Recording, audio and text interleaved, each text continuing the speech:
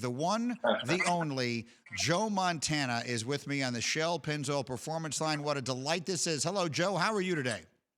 I'm doing great, Greeny. How about yourself?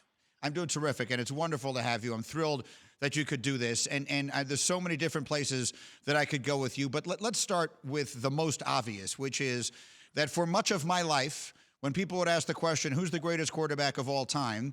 the answer in many people's mind would be Joe Montana. So as you watch what Tom Brady is doing right now at the age of 43 in Tampa, playing, at least the statistics say, as well as he ever has, what thoughts go through your mind watching him? I think it's great. It's great for us old guys to know that the old guys are still hanging in there. But obviously Tom's a great talent, and who would have? People ask me about what I thought was going to happen when he got to Tampa, and I said, well, I don't expect to see anything any different. I mean, look what they've done for him down there. They've given him some opportunity that he was looking for to have more say in what he's doing. He added that knucklehead right there to his team, and he seems to be getting going right now.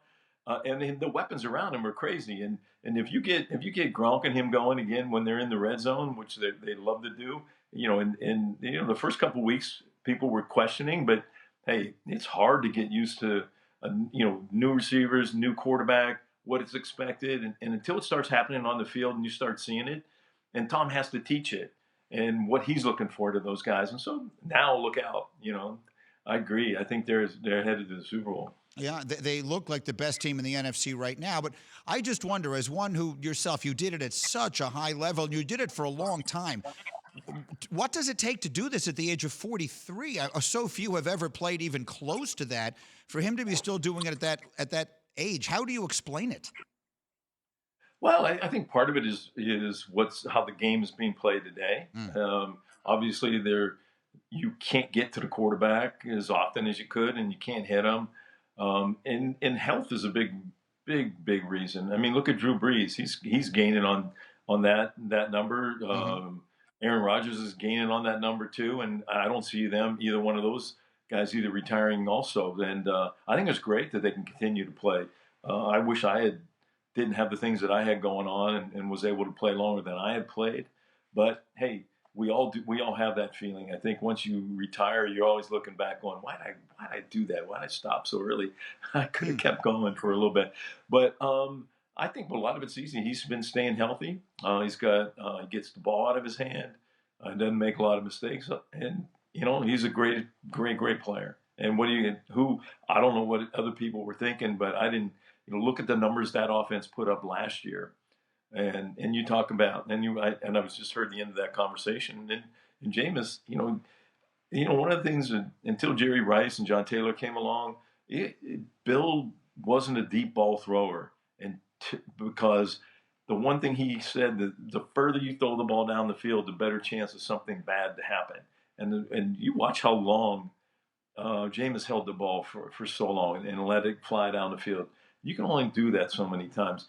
Yeah, it's hard to cover guys for that length of time, but it's also hard to block for that long a period of time. So, but they still put up ridiculous numbers. And who would expect that not to be somewhat similar with Tom coming down there? Greeny and the great Joe Montana with me. And when you said that, I just put away the notes I had of all the things I was going to talk to you about, and I figured let's just talk about your career because that's going to be more fun. Let's talk about that. When you think back to that, maybe the most legendary stories about you come from Super Bowls. If someone were to ask you to remember the one moment that stands out most for you from your 4 Super Bowl championships, which is the one that stands out the most? Well, probably throwing the touchdown pass to John Taylor to win the Super Bowl there at the end, and part of that was the game was up and down and it was close, but probably more important was the guy on the other sideline, Sam Weich, who Mm-hmm. was my first quarterback coach when I came to the 49ers.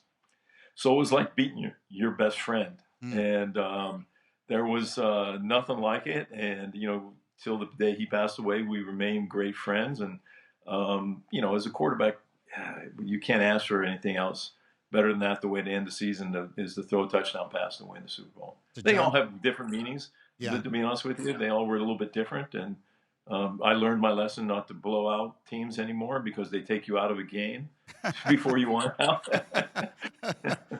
That's got to be tough. Joe Montana with us on ESPN Radio. The John Taylor touchdown, which beat Cincinnati in that incredibly close Super Bowl. The legendary story from that is that when that drive began and you drove the whole team down the field, you pointed to John Candy in the stands, the very, very funny, very famous actor of the day. Is no longer with us, for those in our audience who may not know who John Candy was. You pointed to John Candy in the stands in order to calm down your teammates. Is that an accurate story? I've heard that story told a trillion times. I've never had a chance to ask you. Yeah, well, really wasn't meant as that. I don't, I was just being myself. The thing I always tried to do, whether you're winning, you're losing, early in the game, late in the game, I always tried to be me. And Harris Barton, one of our starting offensive tackles, was a people person. And so during the week, we're free for dinner. And so Harris could not wait to come back the next day or in the meetings later that night to tell you what celebrity he saw while he was out.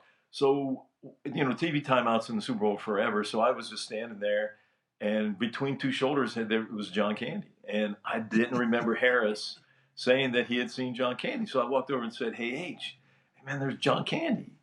And he looked over and he looked at me, and he stands perfectly still like this the whole time, no matter what. And he looked over, and then he started mumbling some stuff about the Super Bowl, and we're trying to win, and you're looking at John Candy, and he was mumbling things. And I think he appreciates it more today than he did back then. But yeah, I was just trying to not so much calm down, I was just being myself. Thanks for watching ESPN on YouTube. For live streaming, sports, and premium content, subscribe to ESPN+.